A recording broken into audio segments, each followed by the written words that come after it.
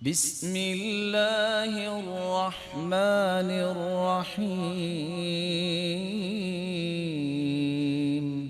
سیدنا انس رضی اللہ تعالی عنہ سے مروی ہے، رسول اللہ صلی اللہ علیہ وسلم نے فرمایا، اور یہ صحیح بخاری اور صحیح مسلم کی روایت ہے، ثلاث من کن فیہ وجد بہن حلاوت الایمان، تین ایسی خصلتیں ہیں جس شخص کے اندر پیدا ہو جائیں وہ ایمان کی لذت، ایمان کی مٹھاس، ایمان کی حلاوت کو پا لیتا ہے۔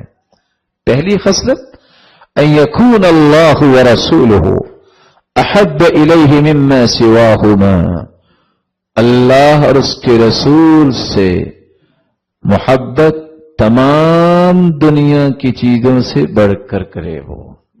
دوسری خصلت وَأَن يُحِبَّ الْمَرْءَ لَا يُحِبُّهُ إِلَّا لِلَّهِ، اگر وہ مخلوق میں سے کسی سے محبت کرے تو صرف اللہ کی رضا کے لیے کرے، کوئی اور غرض نہ ہو۔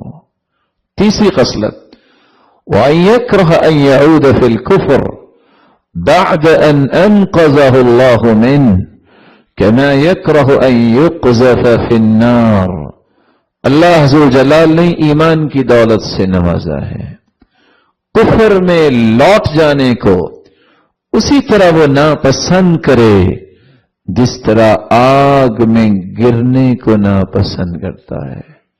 جس طرح آگ ناپسندیدہ ہے اس کے لیے، اس طرح کافر ہونا، کافر کے طور طریقے اختیار کرنا، کافروں کی رسم و رواج کے اختیار کرنا، اسی طرح اس کے نزدیک قابل نفرت ہو جس طرح وہ کافر سے نفرت کرتا ہے۔